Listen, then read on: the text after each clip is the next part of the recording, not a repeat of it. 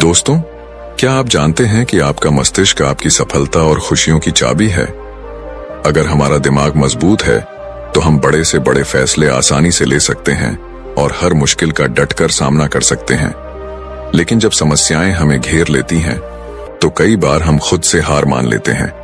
ऐसे में अगर आप जानना चाहते हैं कि मानसिक रूप से मजबूत कैसे बना जा सकता है और मुसीबतों को कैसे हराया जा सकता है, तो इस वीडियो को अंत तक जरूर देखें।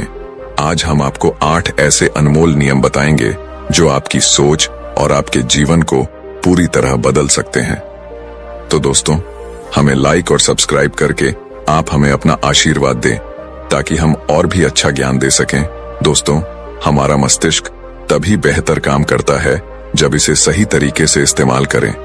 यह हमारे जीवन के हर छोटे बड़े फैसले, मुश्किल हालातों और बदलावों का आधार है। मानसिक रूप से मजबूत होना बेहद जरूरी है क्योंकि जिंदगी में हर पल अच्छा नहीं होता। कभी कभी हम ऐसी कठिन परिस्थितियों में फंस जाते हैं जो हमें कमजोर और हताश महसूस कराती हैं। लेकिन जो लोग मानसिक रूप से मजबूत होते हैं वे हर मुश्किल से निकलने का रास्ता खोज लेते हैं। आज की इस वीडियो में हम इसी पर चर्चा करेंगे, कैसे आप मानसिक मजबूती हासिल कर सकते हैं और अपने कठिन समय से बाहर आ सकते हैं। एक बार एक बौद्ध गुरु अपने शिष्यों को मस्तिष्क की ताकत के बारे में सीख दे रहे थे। उन्होंने समझाया कि इंसान के विचार कभी अच्छे होते हैं तो कभी बुरे। अच्छे विचार इंसान को सकारात्मक दिशा में ले जाते हैं, जबकि बुरे विचार पतन का कारण बनते हैं। उसी समय राजवंत नाम का एक शिष्य खड़ा हुआ और गुरु से पूछा, गुरुवर, क्या कोई ऐसा तरीका है जिससे हम अपने मस्तिष्क को और अधिक मजबूत और शक्तिशाली बना सकें? अगर आप भी इस सवाल का जवाब जानना चाहते हैं तो इस वीडियो को अंत तक देखें। गुरु बोले, हाँ, मैं अवश्य बताऊंगा कि खुद को मानसिक रूप से मजबूत कैसे बनाया जा सकता है। लेकिन उससे पहले मैं तुम्हें कुछ महत्वपूर्ण बातें मस्तिष्क और मन के बारे में समझाना चाहता हूं। इन बातों को ध्यानपूर्वक सुनो, तभी तुम समझ पाओगे कि मानसिक शक्ति को कैसे विकसित किया जा सकता है। गुरु ने कहा, जब भी हम कोई बात सोचते हैं तो सबसे पहले वह विचार हमारे मस्तिष्क में जन्म लेते हैं। उसके बाद उसी विचार के अनुसार हमारा पूरा शरीर प्रतिक्रिया करता है। उदाहरण के लिए, धीरे धीरे अगर आप दुखद बातें सोचते होने लगता है तो आप महसूस करेंगे कि आपका शरीर होने लगती है। लेकिन इसके विपरीत, जब आप प्रेरणादायक और उत्साहजनक बातें सोचते हैं तो आपके अंदर असीमित ऊर्जा का प्रवाह होने लगता है। आप न केवल ऊर्जावान महसूस करते हैं बल्कि आपके चेहरे और शरीर की हर हरकत में यह झलकने लगता है। गुरु ने आगे कहा, जब आप खुश होते हैं तो आपके शरीर में अद्भुत ऊर्जा का संचार होता है। ऐसा लगता है मानो आपका पूरा अस्तित्व खिल उठा हो। इसका कारण यह है कि आपने अपने मस्तिष्क में सकारात्मक और जोश भरे विचारों को जन्म दिया। शरीर तो वही रहता है, लेकिन विचारों के अनुसार उसकी स्थिति बदलती है। दुखी मन शरीर को निढाल बना देता है, जबकि उत्साह से भरे विचार आपके शरीर को नई ताकत और ऊर्जा प्रदान करते हैं। यही कारण है कि हमारा शरीर पूरी तरह से हमारे मस्तिष्क में उत्पन्न हो रहे विचारों पर निर्भर करता है। गुरु बोले, अब तक की मेरी बातों को समझकर तुम्हें यह जरूर महसूस हुआ होगा कि हमारा मन और मस्तिष्क कितना प्रभावशाली है। अब मैं तुम्हें यह बताने जा रहा हूं कि मानसिक रूप से मजबूत कैसे बना जा सकता है। मैं तुम्हें 8 ऐसे तरीके सिखाऊंगा जिन पर यदि तुम अमल करोगे और उन्हें अपने विचारों का हिस्सा बना लोगे तो तुम्हारा शरीर भी उसी दिशा में काम करने लगेगा। जैसा मैंने पहले समझाया था, जब आप दुखी होते हैं तो आपका शरीर कमजोर और ऊर्जा रहित हो जाता है, लेकिन जब आप खुश होते हैं तो आपके शरीर में ऊर्जा का प्रवाह शुरू हो जाता है। इसका अर्थ यह है कि यदि तुम इन 8 तरीकों को अपनाओगे और अपने विचारों में उतारोगे तो तुम्हारा मस्तिष्क और शरीर पूरी तरह से मजबूत और ऊर्जा से भर जाएगा। और जब तुम मानसिक रूप से मजबूत बन जाओगे तो किसी भी मुश्किल हालात का सामना आसानी से कर सकोगे। फिर गुरु ने कहा, शिष्यों, मानसिक रूप से मजबूत बनने का पहला नियम है, जो बीत गया है उसकी चिंता करना छोड़ दो। गुरु ने सभी से पूछा, मुझे यह बताओ, सूर्य किस दिशा से उगता है? सभी शिष्यों ने एक स्वर में उत्तर दिया, गुरुवर, सूर्य पूर्व दिशा से उगता है। तब गुरु ने कहा, यदि मैं कहूं कि सूर्य पश्चिम दिशा से उगने लगेगा तो क्या यह संभव है? शिष्य बोले, बिल्कुल नहीं। गुरुवर, सूर्य तो पूर्व से ही उगेगा, हम उसकी दिशा को बदल नहीं सकते। गुरु ने आगे कहा, अब मान लो बारिश का मौसम है। यदि मैं यह कहूं कि बारिश तुरंत बंद हो जाए तो क्या ऐसा हो जाएगा? शिष्यों ने उत्तर दिया, नहीं गुरुवर, बारिश तो मौसम के बदलाव के कारण ही बंद होगी, हमारे कहने से इसे रोका नहीं जा सकता। तब गुरु मुस्कुराते हुए बोले, यही तो पहली सीख है। जो चीजें तुम्हारे नियंत्रण से बाहर हैं, उनकी चिंता करना छोड़ दो। तुम्हारा समय और ऊर्जा केवल उन बातों पर लगनी चाहिए जिन्हें तुम बदल सकते हो। गुरु ने कहा, मान लो मैं कहूं कि ठंड के मौसम में गर्मी पड़ने लगे तो क्या यह संभव है? शिष्यों ने उत्तर दिया, गुरुवर, ऐसा कभी नहीं हो सकता। ठंड के मौसम में गर्मी और गर्मी के मौसम में ठंड होना प्रकृति के नियमों के खिलाफ है। यह सब तो प्रकृति पर निर्भर करता है, जो हमारे नियंत्रण में नहीं है। गुरु मुस्कुराते हुए बोले, तुम लोग बिल्कुल सही कह रहे हो। ठीक इसी तरह जो चीजें हमारे नियंत्रण में नहीं हैं या जो घटनाएं बीत चुकी हैं, उनके बारे में बार बार सोचकर परेशान होने का कोई मतलब नहीं। क्या बीती हुई घटनाओं को हम बदल सकते हैं? शिष्यों ने एक साथ कहा, नहीं गुरुवर। गुरु ने आगे समझाया, अगर तुम उन बीती बातों को लेकर चिंता करते रहोगे तो इससे केवल तुम्हारी ऊर्जा खत्म होगी और तुम परेशान होते जाओगे। इसलिए जो कुछ भी तुम्हारी जिंदगी में घट चुका है उसे भूलने की कोशिश करो। इसका सबसे अच्छा तरीका यह है कि तुम अपने आने वाले भविष्य पर ध्यान केंद्रित करो। वर्तमान में जो हो सकता है उसी पर अपनी ऊर्जा लगाओ। गुरु ने फिर कहा, मानसिक रूप से मजबूत बनने का दूसरा नियम है ध्यान करने की आदत डालना। गुरु ने शिष्यों को गौतम बुद्ध का उदाहरण देते हुए कहा, जब भगवान गौतम बुद्ध सत्य की खोज में निकले तो उन्होंने कई तरीके आजमाए, उन्होंने कई तरह के कर्मकांड किए, लेकिन इससे उन्हें कुछ भी हासिल नहीं हुआ। उनका शरीर कमजोर और दुबला पतला हो गया, पर सत्य को पाने में वे असफल रहे। उनके गुरुओं ने उन्हें कई उपाय बताए, लेकिन कोई भी उपाय सफल नहीं हुआ। वे ध्यान में लीन हुए, उन्होंने ध्यान की गहराइयों में उतरने का फैसला लगा। जब गुरु ने आगे कहा, ध्यान के माध्यम से गौतम बुद्ध ने अपने सभी विचारों पर विजय प्राप्त की। उन्होंने अपनी हर भावना पर नियंत्रण पाया, पाप के मार्ग को हराया और काम वासना पर भी विजय पाई। यह सब ध्यान की गहरी अवस्था में संभव हुआ। कई दिनों तक ध्यान की अवस्था में रहने से उनका मन और मस्तिष्क पूरी तरह शांत हो गया। इसी शांत मस्तिष्क ने उन्हें सत्य के मार्ग पर आगे बढ़ने में मदद की। गुरु ने कहा, ध्यान करने से हमारा मन स्थिर और शांत हो जाता है। जब हम किसी चीज पर ध्यान केंद्रित करते हैं तो हमारे विचार स्पष्ट होते हैं और हम सही दिशा में आगे बढ़ पाते हैं। इसलिए ध्यान को अपनी दिनचर्या का हिस्सा बनाओ। गुरु ने कहा, जब हम ध्यान करते हैं तो हमारा पूरा ध्यान उसी एक चीज पर केंद्रित हो जाता है।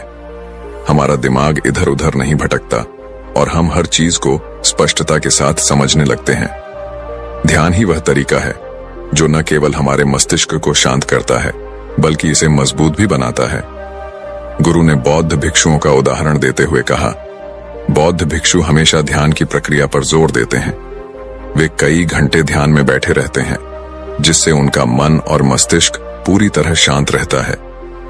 जब मन शांत होता है तो विचार भी स्पष्ट होते हैं।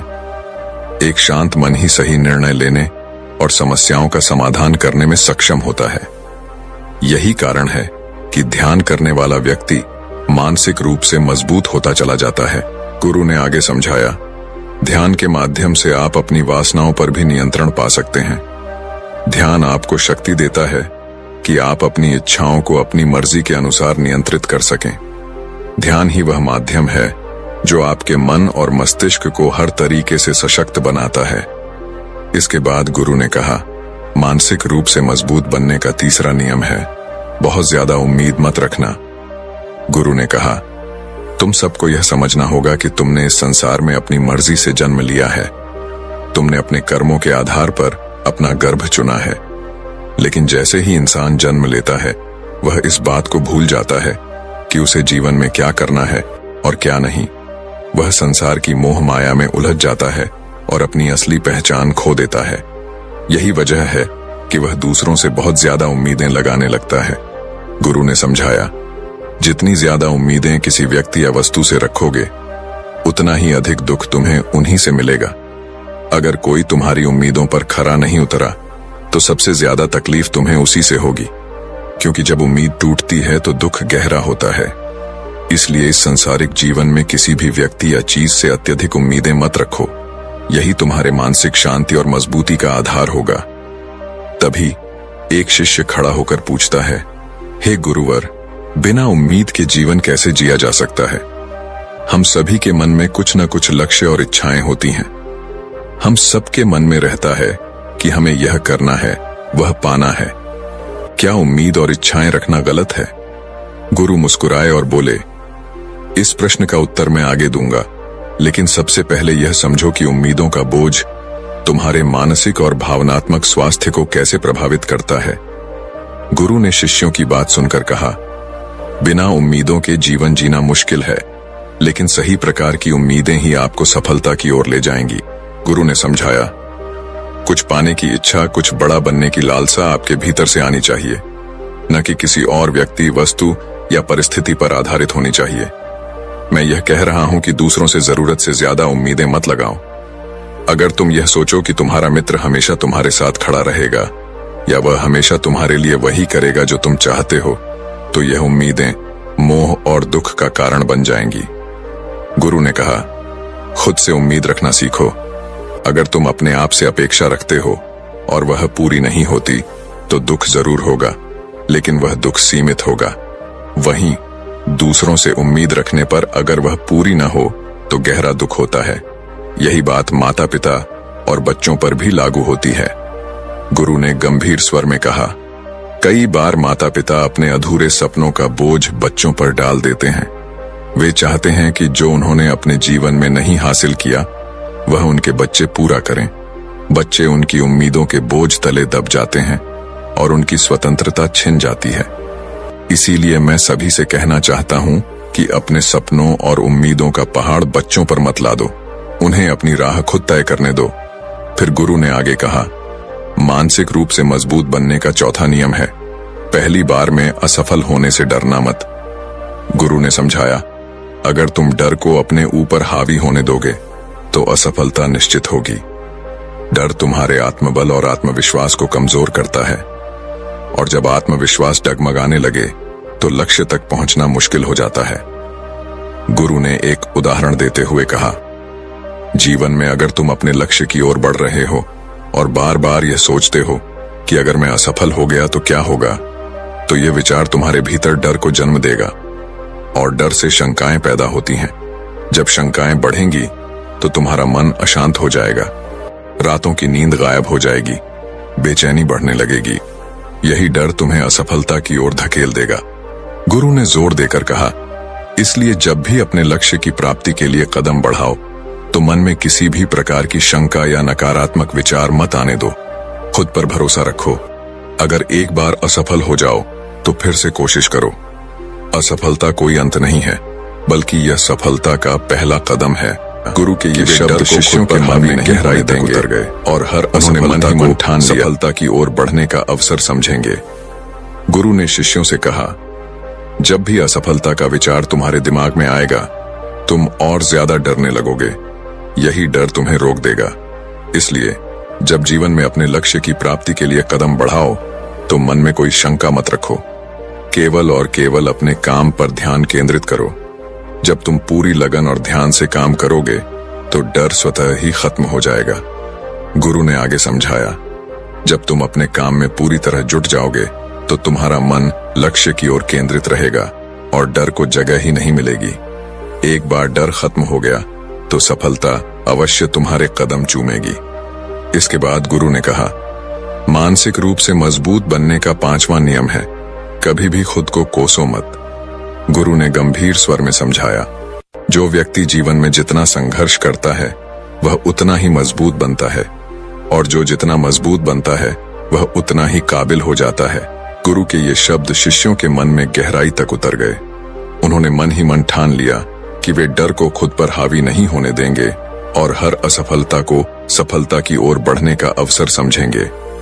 गुरु ने शिष्यों से कहा, जब भी असफलता का विचार तुम्हारे दिमाग में आएगा, तुम और ज्यादा डरने लगोगे। यही डर तुम्हें रोक देगा। इसलिए जब जीवन में अपने लक्ष्य की प्राप्ति के लिए कदम बढ़ाओ, तो मन में कोई शंका मत रखो। केवल और केवल अपने काम पर ध्यान केंद्रित करो। जब तुम पूरी लगन और ध्यान से काम करोगे, तो डर स्वतः ही खत्म हो जाएगा। गुरु ने आगे समझाया, जब तुम अपने काम में पूरी तरह जुट जाओगे, तो तुम्हारा मन लक्ष्य की ओर केंद्रित रहेगा और डर को जगह ही नहीं मिलेगी। एक बार डर खत्म हो गया, तो सफलता अवश्य तुम्हारे कदम चूमेगी। इसके बाद गुरु ने कहा, मानसिक रूप से मजबूत बनने का 5वां नियम है, कभी भी खुद को कोसो मत। गुरु ने गंभीर स्वर में समझाया, जो व्यक्ति जीवन में जितना संघर्ष करता है, वह उतना ही मजबूत बनता है, और जो जितना मजबूत बनता है, वह उतना ही काबिल हो जाता है। लेकिन अगर तुम किसी असफलता या किसी गलती के लिए खुद को बार बार कोसोगे, तो यह तुम्हें मानसिक रूप से कमजोर बना देगा। गुरु ने कहा, खुद को कोसना सबसे खतरनाक आदतों में से एक है। यह तुम्हारे दिमाग की क्षमता को कम करता है, तुम्हारी सोचने समझने की शक्ति को कमजोर करता है और आत्मविश्वास को खत्म कर देता है। इसीलिए जीवन में कभी भी अपने आप को किसी भी गलती या असफलता के लिए दोष मत दो। अगर किसी कार्य में असफल हो गए या जो तुमने सोचा था वह नहीं हो पाया, तो इसका मतलब यह नहीं कि तुम हमेशा असफल रहोगे। गुरु ने उदाहरण देते हुए कहा, अगर मैं कहूं कि यह सामने आम का पेड़ है और पूछूं कि इस पर सबसे पहले कौन सा जानवर चढ़ेगा, हाथी, बंदर, गिलहरी या शेर, तो तुम सब क्या कहोगे? शिष्यों ने एक स्वर में उत्तर दिया, गुरुवर, सबसे पहले गिलहरी और बंदर चढ़ेंगे। गुरु ने मुस्कुराते हुए कहा, ठीक कहा, क्योंकि हाथी या शेर का पेड़ पर चढ़ना संभव नहीं है। इसका मतलब यह नहीं कि हाथी और शेर कमजोर हैं। हर व्यक्ति, हर जीव अपने स्वभाव और क्षमताओं के अनुसार ही कार्य करता है। उसी प्रकार तुमसे अगर कोई काम नहीं हुआ या किसी और ने तुम्हारी अपेक्षा बेहतर कर लिया, तो इसका यह मतलब नहीं कि तुम कमजोर हो। यह सिर्फ इस बात का संकेत है कि तुम किसी और चीज में बेहतर हो। गुरु ने अंत में कहा, खुद को कोसने की बजाय अपनी क्षमताओं को पहचानो और आगे बढ़ो। जो बीत गया है उसे भुलाकर आने वाले समय पर ध्यान केंद्रित करो। यही मानसिक रूप से मजबूत बनने का असली मार्ग है। शिष्य गुरु के इन शब्दों से प्रेरित होकर ठान लेते हैं कि अब वे अपनी गलतियों के लिए खुद को दोषी नहीं ठहराएंगे। अगर हाथी यह सोचकर आगे बढ़ेंगे, पेड़ पर क्यों नहीं चढ़ सकता, गुरु ने शिष्यों से कहा, और खुद को कोसने लगे, तो क्या यह सही होगा? शिष्य ने उत्तर दिया, गुरुवर, यह तो गलत होगा, क्योंकि हाथी तो कभी भी पेड़ पर चढ़ने के लिए बना ही नहीं है। गुरु ने मुस्कुराते हुए कहा, बिल्कुल सही। हर जीव, हर व्यक्ति अपनी क्षमताओं और स्वभाव के अनुसार कार्य करता है। ठीक इसी प्रकार हर इंसान की अपनी विशेषता होती है। कोई किसी काम में माहिर होता है तो कोई किसी और काम में। हमें यह समझना चाहिए कि जरूरी नहीं है कि जो काम दुनिया कर रही है वही हम भी करें। तुम अपनी प्रतिभा और क्षमता को पहचानो और उसी के अनुसार कार्य करो। अगर तुम अपनी क्षमताओं के हिसाब से काम करोगे तो सफलता तुम्हारे कदम जरूर चूमेगी। गुरु ने आगे कहा, मानसिक रूप से मजबूत बनने का 6वां नियम है, अपनी ऊर्जा को व्यर्थ में बर्बाद मत करो। गुरु ने गंभीरता से समझाया, तुम सबके पास अभी बहुत ऊर्जा है, लेकिन ध्यान रखना, अगर तुम इस ऊर्जा को गलत कार्यों या गलत लोगों पर बर्बाद करोगे तो यह तुम्हें बर्बादी की ओर ले जाएगी। इसीलिए अपनी ऊर्जा को सही दिशा में लगाओ। अपने लक्ष्य पर पूरी ऊर्जा के साथ ध्यान केंद्रित करो। जब तुम अपनी ऊर्जा को लक्ष्य प्राप्ति में लगाओगे तो सफलता निश्चित होगी, लेकिन अगर ऊर्जा बिखरने लगेगी तो तुम कभी भी अपने उद्देश्य को प्राप्त नहीं कर पाओगे। गुरु ने शिष्यों को चेताया, अपनी ऊर्जा को व्यर्थ की चीजों में खर्च करने से बचो।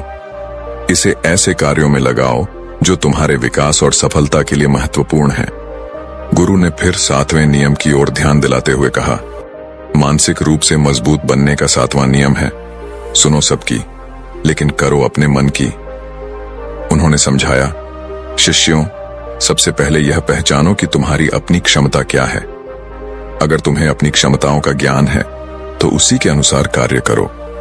भले ही दुनिया के लाखों लोग कहें कि तुम यह काम नहीं कर सकते, पर तुम उनकी बातों पर भरोसा मत करना। तुम्हारा शरीर, तुम्हारा मन और तुम्हारी क्षमता तुम्हारी अपनी है और तुम्हारे बारे में सबसे ज्यादा तुम ही जानते हो। कोई और व्यक्ति तुम्हें तुम्हारे से बेहतर नहीं जान सकता। गुरु ने जोर देकर कहा, अगर तुम्हें अपनी क्षमता का पता है तो उसी के अनुसार कार्य करो। कुछ लोग किसी कार्य को जल्दी कर लेते हैं तो कुछ को समय लगता है, लेकिन इसका मतलब यह नहीं कि कोई कमजोर है। हर व्यक्ति का अपना तरीका और अपनी गति होती है, इसलिए दूसरों की सुनो, लेकिन अंत में वही करो जो तुम्हें सही लगे और जो तुम्हारी क्षमता के अनुकूल हो। गुरु के ये शब्द सुनकर शिष्य प्रेरित हुए और उन्होंने ठान लिया कि वे अपनी ऊर्जा को सही दिशा में लगाएंगे और अपने मन की बात सुनकर अपनी क्षमताओं के अनुसार ही कार्य करेंगे। गुरु ने शिष्यों से कहा, तुम सबको अपनी क्षमता के बारे में सबसे ज्यादा जानने का हक है, इसीलिए अपनी क्षमता के हिसाब से ही कार्य का चुनाव करो। जब तुम अपनी क्षमता के अनुसार काम करोगे और अपने अंदर की आवाज को सुनोगे तो तुम जीवन में जरूर आगे बढ़ोगे। गुरु ने आगे समझाया, कई बार लोग अपनी क्षमता को पहचान नहीं पाते। वे दूसरों की बातों के मुताबिक काम करने लगते हैं और अपना बहुमूल्य समय इस तरह बर्बाद कर देते हैं। वे बिना सोचे समझे किसी कार्य को करने में जुट जाते हैं, सिर्फ इस वजह से कि दूसरों ने कहा था। लेकिन ऐसे लोग कभी भी अपने लक्ष्य को प्राप्त नहीं कर सकते, क्योंकि जो अपनी क्षमता को नहीं पहचान पाता वह जीवन में कभी भी सफलता नहीं प्राप्त कर सकता। गुरु ने फिर जोर देकर कहा, यह शरीर तुम्हारा है, यह दिमाग तुम्हारा है और सोचने समझने की शक्ति भी तुम्हारी है। तुम्हें यह समझना होगा कि तुम्हारा शरीर कितना मजबूत है, कितना ताकतवर है और इसमें कितनी क्षमता है। अगर तुम्हें लगता है कि तुम्हारी क्षमता अभी कम है तो इसे बढ़ाने की कोशिश करो। अपने अंदर की भावनाओं को सुनो और अपनी क्षमता के अनुसार ही आगे बढ़ो। गुरु ने आगे कहा, मानसिक रूप से मजबूत बनने का 8वां नियम है, बोलना कम करो और अपने कार्य पर ध्यान दो। गुरु ने बताया, जो लोग बहुत ज्यादा बोलते हैं वे अपनी ऊर्जा को बिना किसी उद्देश्य के नष्ट करते रहते हैं। जो ज्यादा बोलते हैं वे कम सोचते हैं, क्योंकि उन्होंने अपनी सारी ऊर्जा बोलने में खर्च कर दी होती है। उनका दिमाग सोचने के लिए समय नहीं पा पाता। वहीं जो लोग कम बोलते हैं उन्हें सोचने का ज्यादा समय मिलता है, और जब तुम किसी विचार पर या किसी विषय पर अधिक ध्यान दोगे तो तुम सफलता की दिशा में आगे बढ़ोगे, क्योंकि तुम्हारे दिमाग में सही विचार आएंगे जो तुम्हें अपने लक्ष्य को प्राप्त करने में मदद करेंगे। गुरु ने शिष्यों से कहा, अगर मैं तुमसे सवाल पूछता हूं तो तुम पहले सोचते हो और फिर जवाब देते हो, लेकिन अगर कोई यहाँ पर बैठा है और बिना सोचे समझे बोलता है तो इसका मतलब है कि वह अपनी ऊर्जा को नष्ट कर रहा है। गुरु ने कहा, सोच समझकर बोलो और ज्यादा बोलने से बचो, ताकि तुम्हें अपने कार्य पर ध्यान देने और सफलता की दिशा में आगे बढ़ने का पूरा समय मिले। तो वह अपनी ऊर्जा को व्यर्थ कर देता है। अगर कोई शिष्य बहुत ज्यादा रहा होता है तो वह हमारे साथ और हमारी बातों पर ध्यान नहीं दे पाता है। यदि हम उससे प्रश्न पूछेंगे तो वह शायद गलत उत्तर देगा, क्योंकि उसने अपनी ऊर्जा बोलने में ही लगा दी होगी। इसके विपरीत जो शिष्य शांत रहता है और हमारी बातों को ध्यान से सुनता है वह सोच विचार करके सही जवाब देता है। इसलिए शिष्यों को कम बोलने का अभ्यास करना चाहिए। गुरु ने बताया, जब तुम कम बोलने का अभ्यास करोगे तो तुम किसी भी विषय या विचार पर ज्यादा ध्यान दे पाओगे, और जब तुम अच्छे से सोच सकोगे तो समस्या का समाधान जरूर निकलेगा। कम बोलने से तुम्हारी ऊर्जा भी बचती है और इस ऊर्जा का उपयोग तुम सोचने में कर सकते हो। गुरु ने शिष्यों को समझाया, यह थे मानसिक रूप से मजबूत बनने के 8 नियम। अगर तुम इन 8 नियमों का पालन यकीन के साथ अपनी जिंदगी में करते हो तो तुम मानसिक रूप से बेहद मजबूत बनोगे। फिर कोई भी परेशानी या रुकावट तुम्हारी जिंदगी में नहीं आएगी। कोई भी समस्या आएगी तो तुम उसका डट कर सामना कर पाओगे। गुरु की बातों को सुनकर सभी शिष्य उनका कोटि कोटि नमन करते हैं और समझ जाते हैं कि ये 8 नियम उनके जीवन में कितने फायदेमंद साबित होंगे। वे गुरु को प्रणाम करते हैं और उस दिन की शिक्षा पूरी होती है। सभी शिष्य अपने आश्रम की ओर लौटते हैं। गुरु ने इस शिक्षा के अंत में कहा, दोस्तों, उम्मीद है कि इस वीडियो से आपको कुछ महत्वपूर्ण बातें सीखने को मिली होंगी। यह वीडियो आपको ऐसी बातें बताएगा जो आपके जीवन को पूरी तरह से बदल सकती हैं। हम सब रात को खाना खाकर तुरंत सो जाते हैं, लेकिन क्या आप जानते हैं कि यही हमारी बीमारियों का कारण बनता है? गुरु ने आगे बताया, हमारे शरीर में 80% बीमारियां इस आदत की वजह से होती हैं। हम खुद ही अपनी बीमारियों को आमंत्रित करते हैं। गुरु ने शिष्यों को जीवन के कुछ और महत्वपूर्ण पहलुओं के बारे में बताया और उनकी शिक्षा इस तरह समाप्त हुई जो उनके जीवन में गहरे बदलाव लाने वाली थी। गुरु ने शिष्यों से कहा, बच्चों, क्या आप सभी को यह पता है कि हम लंबे समय तक स्वस्थ कैसे रह सकते हैं? शिष्यों ने उत्तर दिया, गुरुदेव, हमें इस बारे में जानकारी नहीं है, कृपया हमें इसके बारे में विस्तार से बताइए। गुरु मुस्कुराए और बोले, एक छोटा सा नियम है जिसे यदि हम अपने जीवन में अपनाते हैं तो हम अनेकों बीमारियों से बच सकते हैं, और यह नियम है, रात को पेट भरकर खाना खाने से बचो। गुरु ने आगे कहा, जब हम रात को बहुत अधिक खाना खाते हैं तो वह हमारे शरीर पर बहुत बुरा असर डालता है। यह न केवल हमारी पाचन क्रिया को प्रभावित करता है, बल्कि हमारे शरीर में बीमारियों को भी आमंत्रित करता है। अगर हम रात को सोते समय खाली पेट होते हैं तो हमारे शरीर में ढेर सारी सकारात्मक बदलाव हो सकते हैं। शिष्य हैरान होकर गुरु से पूछते हैं, गुरुदेव, आप कह रहे हैं कि हम रात को खाली पेट सोएं, लेकिन क्या इससे कोई फायदा होगा? गुरु ने जवाब दिया, हाँ, बिल्कुल। यदि आप 1 महीने तक खाली पेट सोते हैं तो आप अपनी 80% बीमारियों से मुक्त हो सकते हैं। यह आपके शरीर को पूरी तरह से स्वस्थ बना देगा। आपको डरने की आवश्यकता नहीं है, क्योंकि मैं आपको भूखा सोने के लिए नहीं कहना चाहिए। बस इतना ही समझाया कि रात को सोने से पहले पेट भर कर सोते हैं तो आपका शरीर भोजन को पचाने में व्यस्त रहता है और इस दौरान शरीर में सुधार या रिपेयरिंग की प्रक्रिया नहीं हो पाती। लेकिन अगर आप खाली पेट सोते हैं तो शरीर खुद को रिपेयर करने का काम शुरू कर देता है। यह आपके पाचन तंत्र को आराम देने के साथ साथ आपके शरीर के अन्य हिस्सों में भी सुधार करता है। गुरु ने शिष्यों को और भी विस्तार से समझाया, अगर आप यह नियम 1 महीने तक पालन करेंगे तो आप देखेंगे कि आपकी ऊर्जा स्तर में वृद्धि होगी, आपकी नींद में सुधार होगा और आप खुद को ज्यादा ताजगी महसूस करेंगे। ये छोटे बदलाव आपके जीवन को लंबा और स्वस्थ बना सकते हैं। गुरु की बातें सुनकर शिष्य समझ गए कि यह ज्ञान उनके लिए बहुत महत्वपूर्ण है और वे इसे अपने जीवन में जरूर अपनाएंगे। गुरु ने फिर कहा, दोस्तों, अगर आपने इस वीडियो को अधूरा छोड़ दिया तो आप एक ऐसी जानकारी से वंचित रह जाएंगे जो आपके जीवन को बदल सकती थी। इसलिए इस कहानी को अंत तक जरूर देखिए और हाँ, चैनल को सब्सक्राइब करना न भूलें और वीडियो को लाइक करें। तो आगे बढ़ता है कहानी ध्यान से सुनना। गुरु ने शिष्यों से कहा, बच्चों, तुम्हें यह समझना बहुत जरूरी है कि हमारे शरीर में एक प्राण शक्ति होती है जो हमारे सभी कार्यों को संपादित करती है। जब हम भोजन करते हैं तो यह प्राण शक्ति हमारे भोजन को पचाने में लग जाती है, और जब हम किसी मानसिक कार्य में लगे होते हैं तो यह प्राण शक्ति हमारे दिमाग की सक्रियता को बढ़ाती है। गुरु ने आगे कहा, यह प्राण शक्ति हमारे शरीर की ऊर्जा का मुख्य स्रोत है और यदि हम इसे सही तरीके से प्रयोग करते हैं तो यह हमारे शरीर को स्वस्थ और मजबूत बना सकती है। लेकिन अगर हम रात को ज्यादा खाना खाते हैं तो हमारी प्राण शक्ति का अधिकांश भाग भोजन को पचाने में लग जाता है और हमारे शरीर में सुधार या ऊर्जा का पुनर्निर्माण नहीं हो पाता।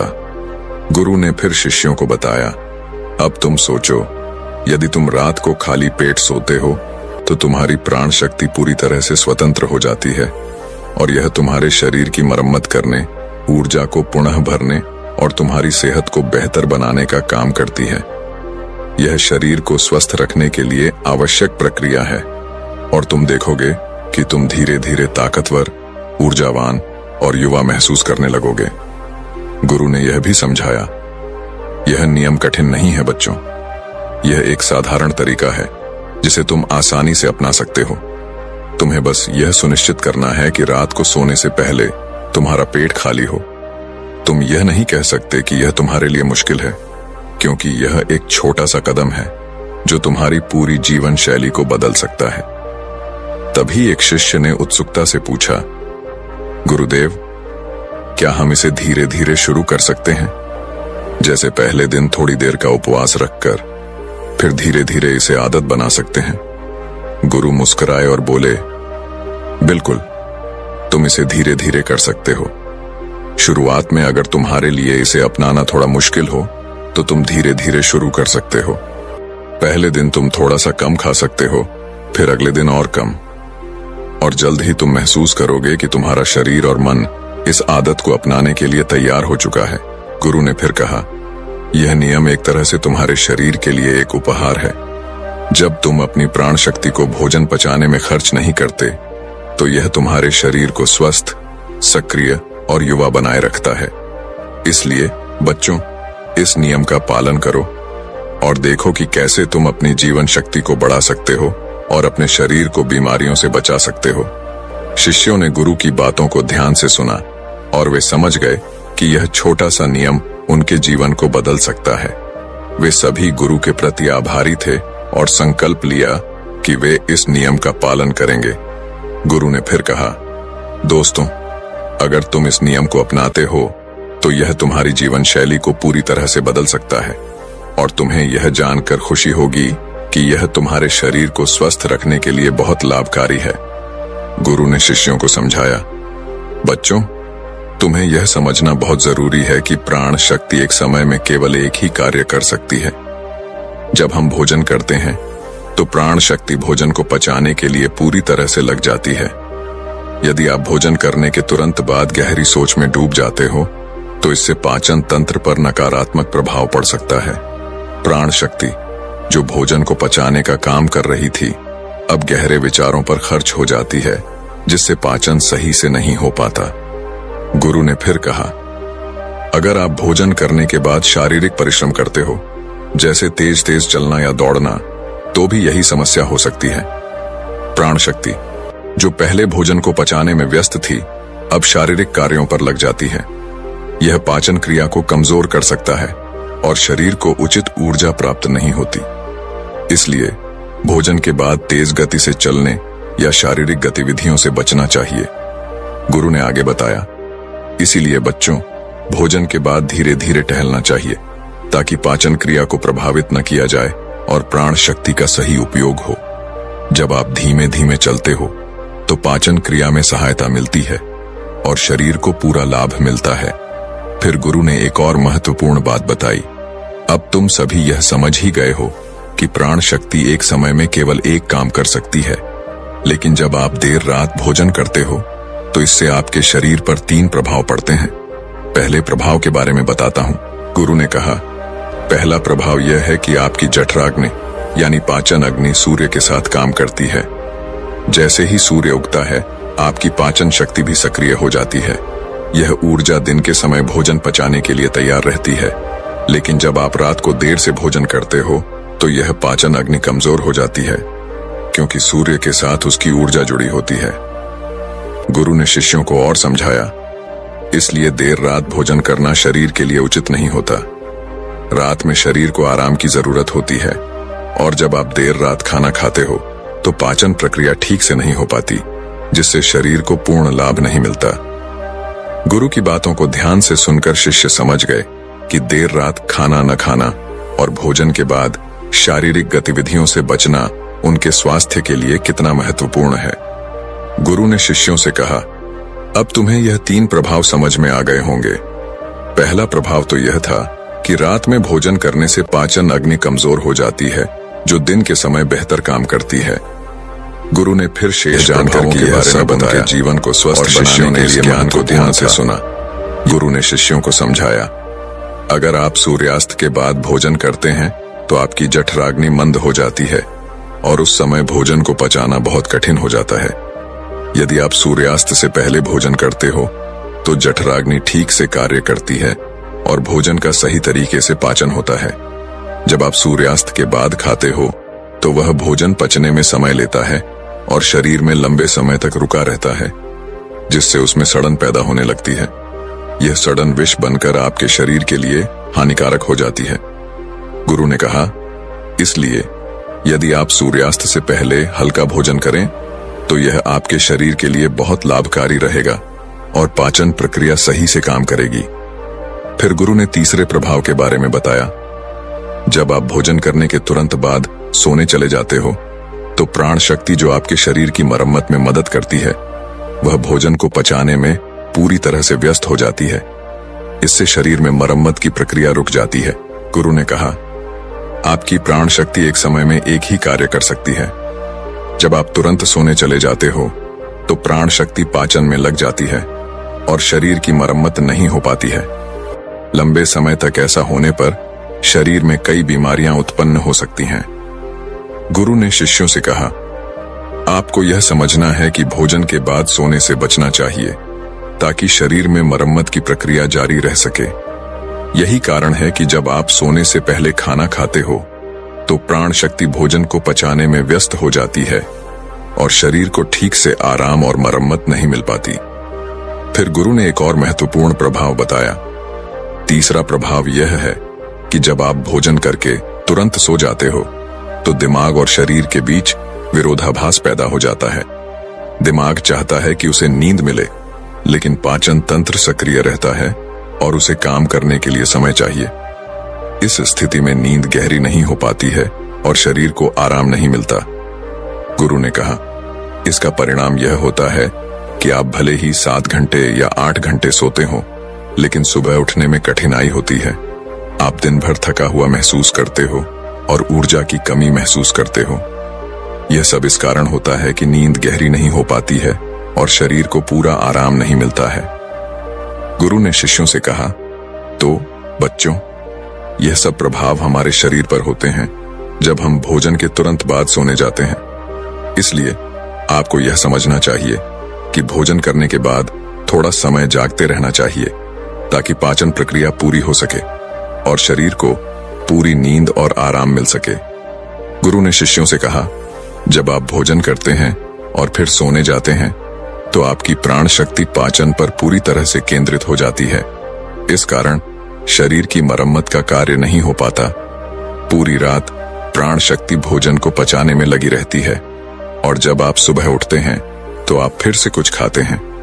इससे आपकी प्राण शक्ति बार बार पाचन कार्य में ही लगी रहती है और शरीर के अन्य महत्वपूर्ण कार्य मंद पड़ जाते हैं।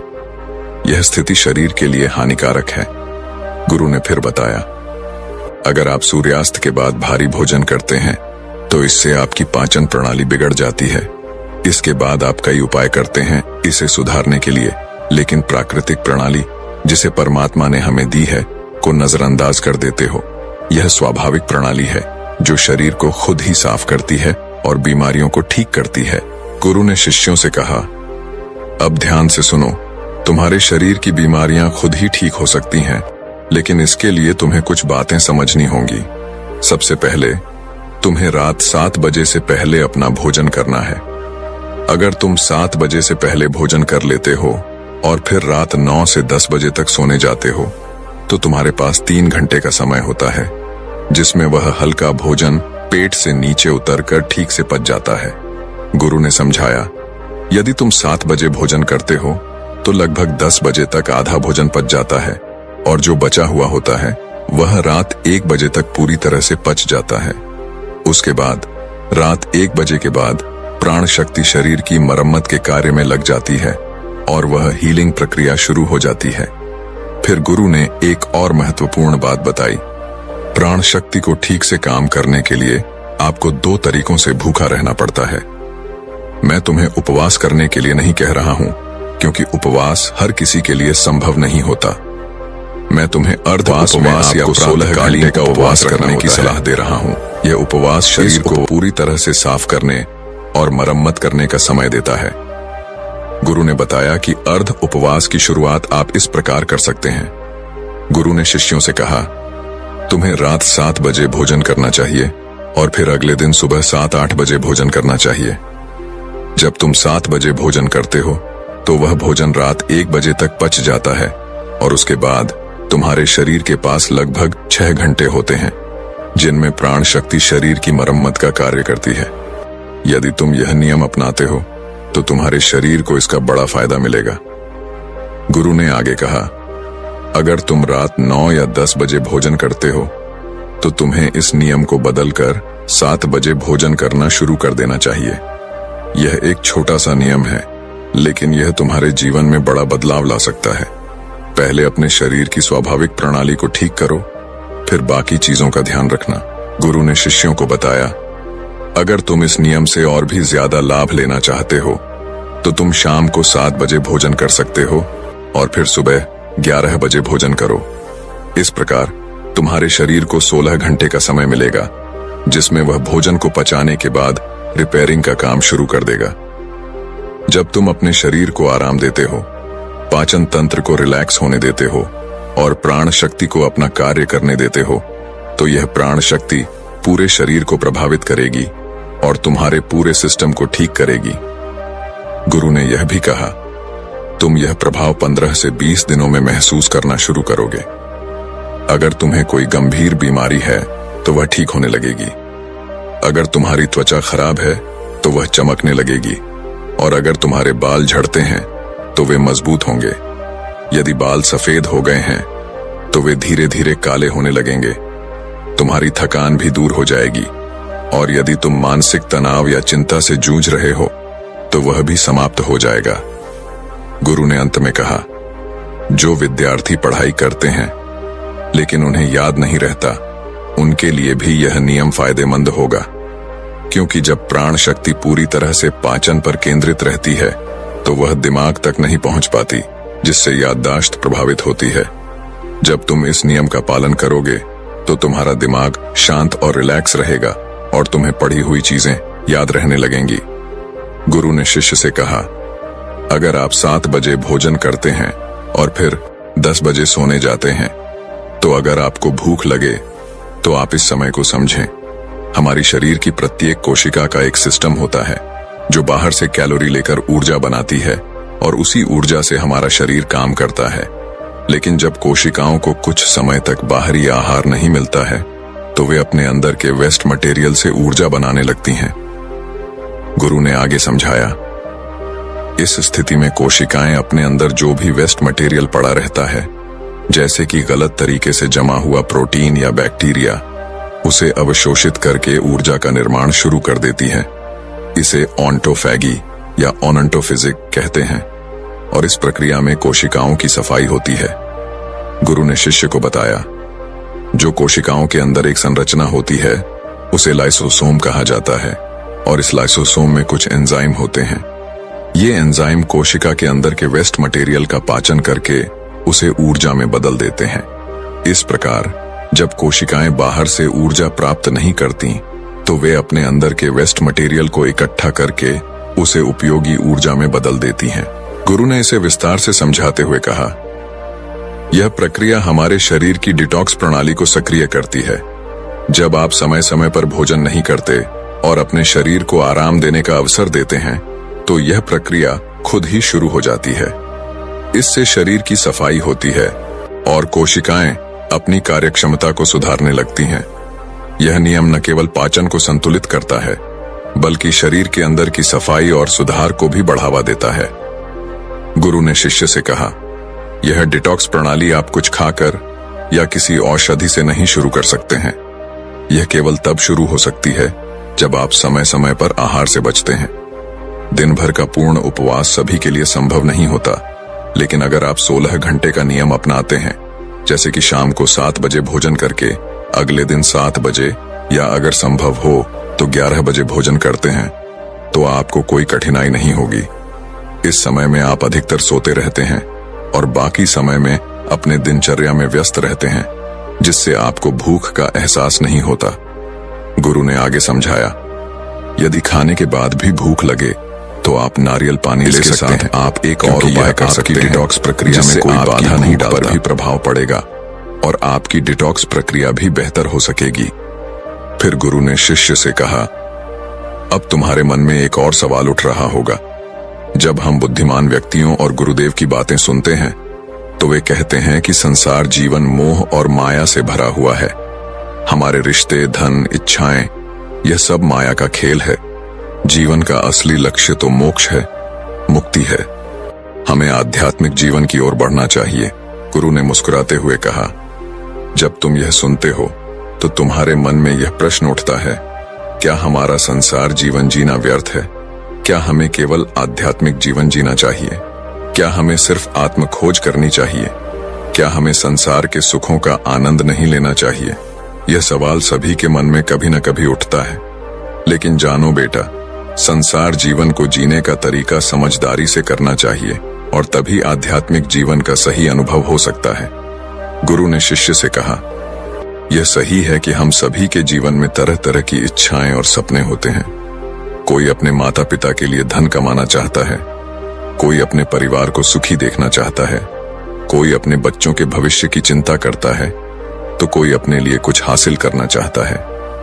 कुछ लोग नाम और प्रतिष्ठा चाहते हैं, कुछ अपनी प्रेमिका या प्रेमी को खुश रखना चाहते हैं, कुछ बड़े आदमी बनना चाहते हैं और कुछ राज करना चाहते हैं।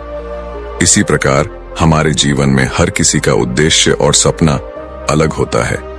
यह सभी इच्छाएं हमारे भीतर एक उद्देश्य और दिशा देती हैं।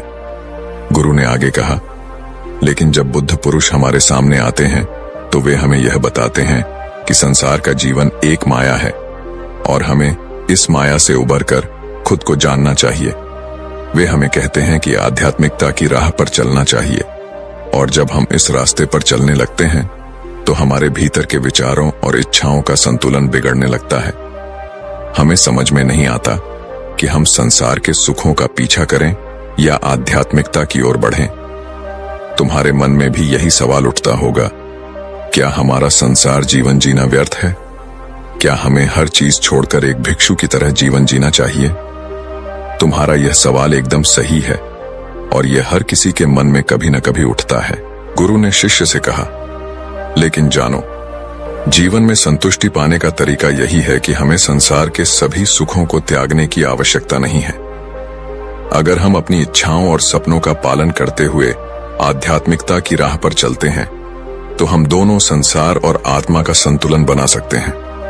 हमारे रिश्ते, पैसा, परिवार और दोस्त सभी कुछ मायने रखते हैं और यही हमारे जीवन को पूरी तरह से पूरा बनाता है। गुरु ने शिष्य से कहा, देखो, तुम उनके शब्दों को सही से समझ नहीं पा रहे हो। वे जो कहते हैं उसका मतलब कुछ और होता है और हम उसे अपने जीवन से जोड़कर कुछ और ही समझ लेते हैं। महात्मा बुद्ध ने कभी यह नहीं कहा कि हमें गरीबी पसंद करनी चाहिए या आर्थिक रूप से पिछड़े रहना चाहिए। उन्होंने यह कहा था कि आध्यात्मिक मार्ग पर चलने के लिए हमें आर्थिक रूप से सक्षम होना चाहिए। यह महत्वपूर्ण है कि हमारे पास संसाधन हो ताकि हम आत्मा की खोज में आगे बढ़ सकें। जब तक आप गरीब होते हैं और आपके पास आर्थिक साधन नहीं होते, तब तक आप अपनी आध्यात्मिक यात्रा पर ध्यान नहीं दे सकते। लेकिन वहीं दूसरी तरफ जब आप अत्यधिक संपन्न हो जाते हैं और धन के पीछे दौड़ते रहते हैं, तो वही संपन्नता आपकी आध्यात्मिक यात्रा में रुकावट बन सकती है। गुरु ने शिष्य से कहा, महात्मा बुद्ध और अन्य महापुरुषों ने अपनी बातें बहुत ही सरल और सीधी भाषा में कही हैं, लेकिन हम अक्सर उन शब्दों का गलत अर्थ निकालते हैं। हम उनकी बातों को अपनी रोजमर्रा की जिंदगी से जोड़ने की कोशिश करते हैं, जो बिल्कुल गलत है। वे लोग जो जीवन में कुछ बड़ा हासिल करने के लिए काम करते हैं, उनके लिए अपने शब्दों का सही अर्थ समझना बहुत जरूरी है। यह बात कुछ इसी तरह है कि हम उनकी बातों को समझते नहीं हैं और उनका गलत अर्थ निकालकर उसे अपने जीवन में उतारते हैं। इससे हम अक्सर अपने जीवन को पूरी तरह से बर्बाद कर लेते हैं। गुरु ने एक कहानी सुनाते हुए आगे कहा, एक बार की बात है, महात्मा बुद्ध अपने नगरवासियों को उपदेश दे रहे थे। वह कह रहे थे, संसार के माया जाल में मत फंसो, संसार से ऊपर उठो, तभी तुम संसार को सही ढंग से समझ पाओगे। वे कह रहे थे कि जो व्यक्ति समय पर अच्छे कर्म नहीं करता और बुरे कामों में लिप्त हो जाता है, वह संसार के जाल में फंस जाता है। लेकिन जो व्यक्ति बुद्धिमानी से काम करता है और अपने कर्मों को सही दिशा में लगाता है, वह जीवन में संतुष्टि और शांति पा सकता है। उस व्यापारी का मन भारी हो गया। उसने सोचा, क्या मैं सचमुच महात्मा बुद्ध की बातों को समझ पाया था? क्या मेरी भलाई के लिए उनका उपदेश सही था? क्या मैं केवल उनकी बातों में आकर अपने जीवन और परिवार को बर्बाद कर रहा हूं? वह यह सोचते सोचते अपने अतीत के बारे में सोचने लगा, जब उसका व्यापार सफल था और उसका परिवार खुशहाल था। वह समझने लगा कि महात्मा बुद्ध की बातों का असल अर्थ क्या था। अपने कर्मों को सही दिशा में लगाना होने लगा, न कि दुनियादारी जीवन का मार्ग से भाग जाना। उसके सामने अब यह प्रश्न था कि क्या वह फिर से अपने जीवन को संवार सकता था और अपने परिवार के लिए कुछ कर सकता था। उसने फिर अपने व्यापार को फिर से शुरू करने की ठानी, लेकिन इस बार वह एक नया दृष्टिकोण अपनाने वाला था। वह अब सिर्फ अपनी सफलता के लिए नहीं, बल्कि अपने परिवार और समाज के भले के लिए काम करना चाहता था। वह अपने काम में मेहनत करेगा, लेकिन इस बार वह दुनिया की मोह माया से परे होकर अपने कर्मों में संतुलन लाने का प्रयास करेगा। अब वह धनी व्यापारी समझ गया था कि महात्मा बुद्ध का उपदेश यह नहीं था कि हमें सभी भौतिक सुखों को छोड़ देना चाहिए, बल्कि यह था कि हमें संतुलन बनाए रखना चाहिए और संसार की मोह माया में पूरी तरह से नहीं फंसना चाहिए। उसे यह एहसास हुआ कि आत्मा की खोज करने के लिए भी हमें अपने जीवन की जिम्मेदारियों को समझना और निभाना होता है। उसे लगा कि अगर वह अपने कर्मों को सही दिशा में लगाए और परिवार के लिए भी जिम्मेदारी समझे, तो वह संतुष्टि और शांति पा सकता है। उसने फिर से अपने व्यापार को सही तरीके से चलाना शुरू किया और अपने परिवार के साथ जीवन में संतुलन बनाकर खुशी पाई। महात्मा बुद्ध ने उस व्यापारी की बातों को ध्यान से सुना और चुपचाप उसका आक्रोश सहन किया। फिर उन्होंने शांति से उत्तर दिया, तुम जो कह रहे हो वह केवल तुम्हारी स्थिति को दर्शाता है, लेकिन तुम्हारी नाराजगी तुम्हारे भीतर की असमझी को दिखाती है। जीवन की सच्चाई केवल धन या भौतिक सुख में नहीं है, बल्कि वह हमारे भीतर है। तुमने जो किया वह एक भूल थी, पर यह तुम्हारी सीख का हिस्सा है। तुम्हारी मुसीबतें तुम्हारे कर्मों का परिणाम है, लेकिन इसका यह मतलब नहीं है कि तुम्हारा जीवन व्यर्थ है। हर कठिनाई में एक नई सीख छिपी होती है। महात्मा बुद्ध की बातें सुनकर व्यापारी का मन शांत हुआ। वह सोचने लगा, क्या सचमुच मैंने अपनी कठिनाइयों को अपने कर्मों का परिणाम समझकर इसे सहन किया है? क्या मैं अपनी जिंदगी में फिर से सही दिशा पा सकता हूं? बुद्ध ने फिर उसे एक उदाहरण दिया। मान लो तुम एक यात्रा पर हो, रास्ते में तुम गिरते हो, घाव भी लगते हैं, लेकिन क्या इसका मतलब है कि तुम्हें अपनी यात्रा छोड़ देनी चाहिए? क्या तुम हर बार गिरने के बाद अपनी यात्रा को छोड़ दोगे? व्यापारी को बुद्ध के शब्दों का अर्थ समझ में आने लगा। वह समझने लगा कि जीवन में मुसीबतें आना स्वाभाविक हैं और वह अपने जीवन में सिर्फ भौतिक सुखों के पीछे नहीं भाग सकता। असली सुख और शांति तभी मिल सकती है जब वह अपनी कठिनाइयों को समझे और उन्हें जीवन के एक भाग के रूप में स्वीकार करे। वह अब यह समझ चुका था कि महात्मा बुद्ध का उपदेश यह नहीं था कि हमें पूरी तरह से भौतिक सुखों को त्याग देना चाहिए, बल्कि यह था कि हमें संतुलन बनाए रखना चाहिए। जीवन में संतुलन और आत्मनिरीक्षण ही असली शांति का मार्ग है। व्यापारी ने महात्मा बुद्ध से क्षमा मांगी और वचन लिया कि वह अपने कर्मों का पुनर्मूल्यांकन करेगा और जीवन में एक नया दृष्टिकोण अपनाएगा। उसने फिर से अपने परिवार के लिए काम करना शुरू किया, लेकिन अब वह संतुलन और समर्पण के साथ काम करता था, न कि केवल अपने भौतिक सुख के लिए। धीरे धीरे उसने अपने व्यापार को फिर से सुधारा और अपने परिवार को खुशहाल जीवन देने में सक्षम हो गया। उसकी मेहनत और सही दिशा ने उसे फिर से संतुष्टि और शांति दी और वह समझ गया कि मुक्ति और शांति केवल संसार से भाग जाने में नहीं, बल्कि अपने कर्मों को सही तरीके से निभाने में ही है।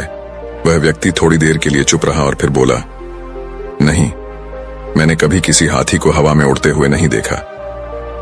महात्मा बुद्ध ने फिर उसे शांतिपूर्वक समझाया, ठीक है, तुमने कभी ऐसा नहीं देखा क्योंकि यह असंभव है। इसी तरह जब तुम आध्यात्मिक जीवन की बात करते हो और उसे केवल भौतिक सुखों से बेहतर समझते हो, स्थिति से जुड़ा तो यह तुम्हारी व्यक्तिगत समझ का हिस्सा हो सकता है कि हर किसी का अनुभव तुम्हारी एक जैसा होता है। व्यक्ति ने आश्चर्यचकित होकर पूछा, तो फिर आप क्या कहना चाहते हैं?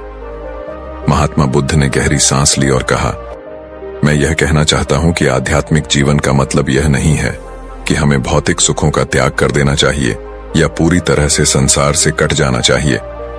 असल में इसका उद्देश्य है आत्मा की सच्ची शांति की प्राप्ति। जो हमें किसी भी बाहरी स्थिति या परिस्थितियों से परे होती है। तुम्हारे पास जो भी था वह तुम्हारे कर्मों और तुम्हारे मन की स्थिति का परिणाम था। अगर तुमने अपनी स्थिति को समझा और उससे बाहर आने की कोशिश की तो तुम्हारा आध्यात्मिक मार्ग वही है जो तुम्हें सही दिशा दिखाता है। व्यक्ति ने फिर पूछा, तो क्या आप कह रहे हैं कि जो मैं खो चुका हूं वह एक धोखा था? महात्मा बुद्ध ने उसे शांतिपूर्वक उत्तर दिया, नहीं बेटा, यह धोखा नहीं था। यह सिर्फ एक जीवन का अनुभव था। जो तुमने खोया वह तुम्हारे मन की इच्छा और उसके पीछे की भावनाओं का परिणाम था। जब हम किसी चीज के प्रति बहुत अधिक आसक्ति और मोह रखते हैं तो वह चीज हमारे जीवन में हमारी शांति और सुख को छीन लेती है। लेकिन यदि हम अपनी इच्छाओं और मोह को नियंत्रित कर सकते हैं तो हम अपने जीवन में सच्ची शांति और संतुलन पा सकते हैं। व्यक्ति ने अब महसूस किया कि महात्मा बुद्ध की बातें न केवल भौतिक सुखों से अलग थीं, बल्कि वे जीवन के गहरे अर्थ को समझने के लिए थीं। उसने सोचा, क्या सचमुच संसार और आध्यात्मिक जीवन दोनों को संतुलित करना संभव है? महात्मा बुद्ध ने फिर उसे समझाते हुए कहा, संसार में रहकर भी आत्मा की शांति पाई जा सकती है, लेकिन इसके लिए तुम्हें अपने भीतर की इच्छाओं और आकर्षणों को सही दिशा में मोड़ने की आवश्यकता है। जो कुछ भी तुमने खोया वह तुम्हारे जीवन का हिस्सा था, लेकिन तुम्हें अपने मन और आत्मा की शांति की ओर बढ़ने की जरूरत है। यही वास्तविक मुक्ति है। वह व्यक्ति अब महात्मा बुद्ध की बातों को समझने लगा और उसकी आंखों में एक नई आशा चमकने लगी। उसने सोचा, शायद यह मेरी जीवन की सच्ची दिशा है और मुझे अपने भीतर की शांति को खोजना चाहिए। महात्मा बुद्ध मुस्कुराते हुए उस व्यक्ति से कहते हैं, ठीक कहा तुमने। हर व्यक्ति मेहनत करता है और अपने परिवार का पालन पोषण करने के लिए धन कमाता है, लेकिन क्या तुमने कभी यह सोचा है कि यह जो पैसे वह कमाता है क्या वह उसे सच्चे सुख के लिए लाता है? वह व्यक्ति थोड़ी देर के लिए चुप रहा और फिर बोला, क्या आप कहना चाहते हैं कि मेहनत से कमाए हुए पैसे से खुशी नहीं मिल सकती? महात्मा बुद्ध ने शांतिपूर्वक उत्तर दिया, बिल्कुल, मेहनत से कमाए पैसे से तुम्हें जरूर कुछ भौतिक सुख मिल सकते हैं, लेकिन क्या वह सुख स्थायी है? क्या तुम्हें यह लगता है कि केवल धन से ही तुम्हारे जीवन की सच्ची शांति मिल सकती है? वह व्यक्ति थोड़ा उलझन में था और फिर बोला, तो क्या हमें धन कमाने से भी परहेज करना चाहिए? महात्मा बुद्ध ने समझाते हुए कहा, धन कमाना गलत नहीं है, लेकिन धन के पीछे अपनी पूरी इच्छाओं और आकांक्षाओं को लगाना गलत है। अगर तुम केवल धन के लिए जीवन जीते हो तो तुम असल में अपनी आत्मा की शांति खो बैठते हो।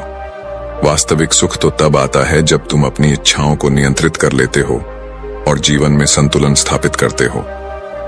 वह व्यक्ति अब और ध्यान से सुनने लगा। महात्मा बुद्ध ने आगे कहा, यह जो भिक्षा हम प्राप्त करते हैं वह कोई साधारण वस्तु नहीं है। तुम्हारे द्वारा दान दी जाती कर्मों का फल है। उसका उद्देश्य केवल भौतिक आवश्यकता को पूरा करना नहीं है।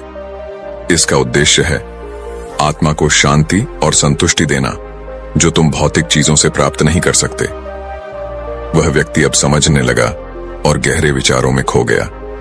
महात्मा बुद्ध ने फिर कहा, तुम अपने कर्मों को देखकर ही यह समझ पाओगे कि जीवन में असली सुख और शांति किसमें है। जो चीजें तुम खो चुके हो वे केवल भौतिक रूप से तुम्हारी इच्छाओं से जुड़ी थीं, लेकिन असली शांति और संतोष तो आत्मा की उन्नति में है। वह व्यक्ति अब महात्मा बुद्ध के शब्दों को समझने लगा था और उसकी आंखों में एक नई दिशा और आशा चमक रही थी। उसने मन ही मन निर्णय लिया कि अब वह अपने जीवन में संतुलन लाएगा और भौतिक और आध्यात्मिक दोनों पहलुओं को सही तरीके से समझेगा।